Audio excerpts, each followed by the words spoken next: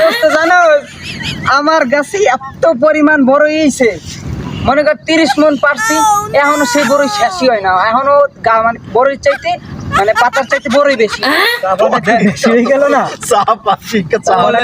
বড়ই আমার গাছে যেই পরিমাণ লেবু হয়, প্রতি বছর আমি হাজার হাজার লেবু বেশি। এখন পর্যন্ত এখন সিজন না, এখনো লেবুতে ভরা গাছ।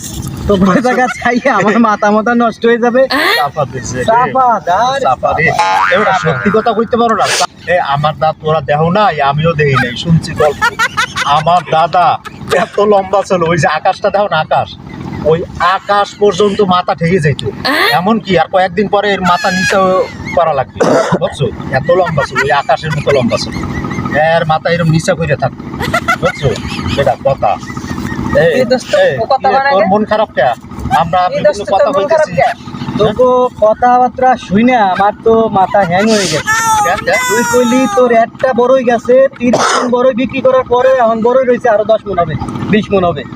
আবার তুই কইলি তোর লেবু গাছটা মোটে পুরায় না, কি লেবু গাছ লাগাইছো?